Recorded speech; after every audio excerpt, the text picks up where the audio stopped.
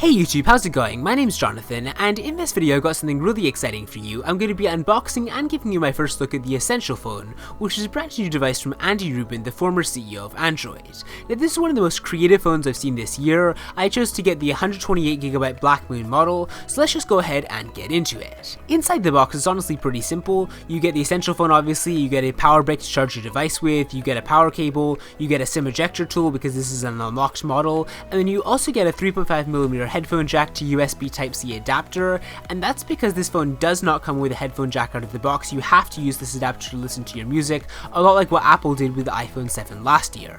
One of the first things you notice when you pick up the Essential Phone is just that it feels pretty substantial in your hand. When you compare it to something like the Galaxy S8, it's definitely heavier, and then it's also less rounded. You've got a titanium rail around the phone that's squared off at 90 degrees with just enough of a curved edge to keep it from biting your hand. It feels pretty substantial, but not necessarily in a bad way.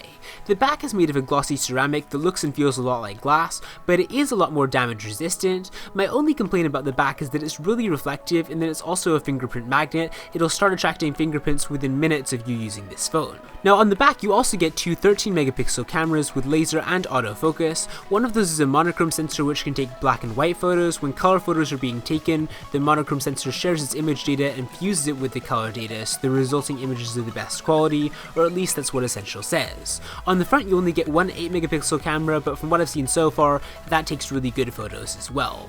But now that I said that, let me go ahead and address the Essential Phone's biggest feature, which is the bezel-less display.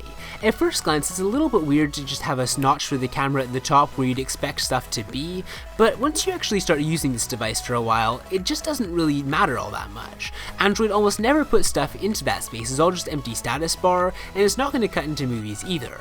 The fact that Apple's also adding a cutout for the camera on the iPhone 10 makes me think that in just a couple months, people won't even be noticing these camera bumps anymore, and honestly, when you're using a phone that's got a bezel-less screen like this, that seems like a pretty small detail. The Essential Phone's got a 5.7-inch display, but it kind of feels smaller. It's really nice because you can reach from one side of the phone to the other with just one hand, and that's something you wouldn't get from a phone with even just slightly bigger bezels. Now the aspect ratio and resolution of the screen are also just a little bit weird. You're getting a 1910 aspect ratio with a 2560 by 1312 resolution, and that's obviously just due to the fact that the phone goes all the way to the bottom and the top of the phone, and it's not something that's a big deal. It just means that you won't be taking full advantage of your phone screen unless you're using an app that's specifically designed for it.